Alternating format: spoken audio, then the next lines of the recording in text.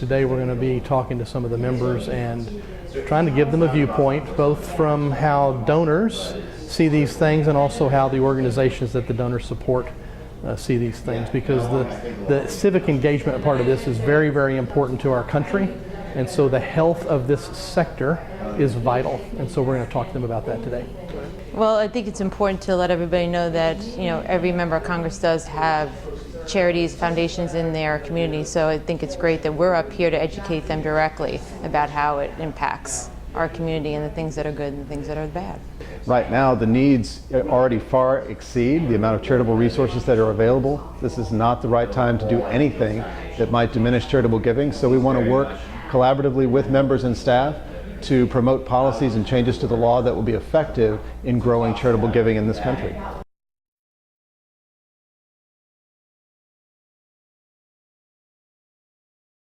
The two bills that are under consideration right now, one to streamline the private foundation excise tax at 1%, and the second to expand the ability to make gifts up until April 15th that will count in the previous tax year, are both things that will encourage and grow charitable giving in this country and be a boost to philanthropy. And we support any changes to the law that can be that kind of an enhancement that will make philanthropy stronger and more effective in the United States.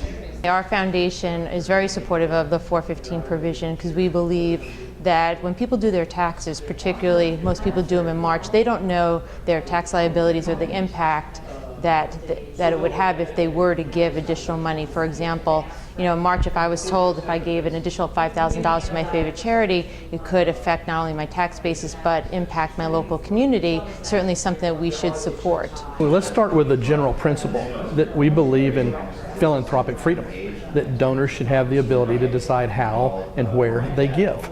These are provisions, for example, that just make it easier for them to do that. So there are lots of donors that need a year-end understanding of their financial situation to know what they have the potential to give. So having the ability to give on April 15th, if they choose to do so, could be of great value. I mean, those are essential. I mean, what we need to do is foster a policy environment that encourages private giving in all of the forms that it's in. And so I think that we need to encourage more and more vehicles, not fewer vehicles.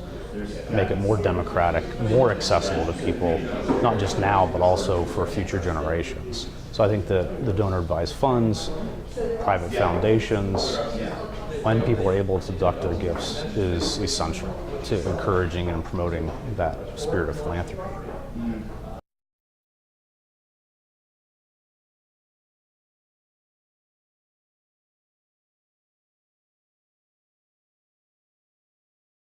I think the 2% floor in the camp plan would have an immediate effect on giving because it would pull back a 100-year-old incentive to give fully. And when you combine that with the larger standard deduction, it pretty much repeals the charitable deduction for all but the 5% of taxpayers at the very high end.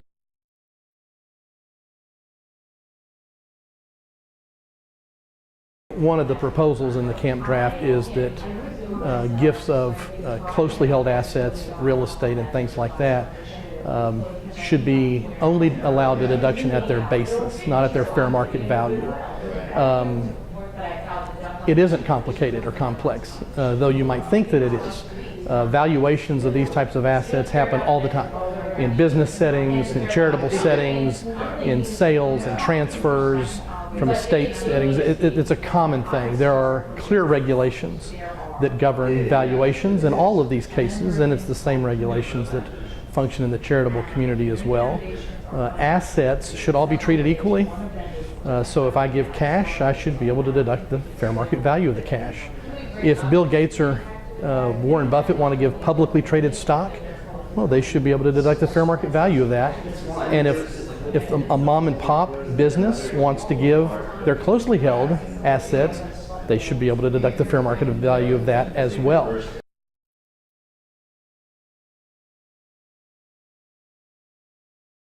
So the provisions of the camp draft call for all contributions that are paid into donor-advised funds to actually be granted out of those funds within 5 years.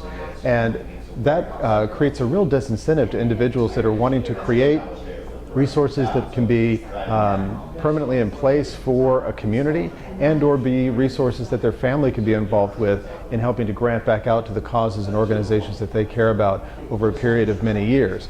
That 5-year grant requirement would actually be a significant disincentive to charitable giving, and so we want to talk specifically with the chairman's staff about how that proposal would actually work in practice, and why the way that it's written today would not be effective in promoting and growing charitable giving in this country.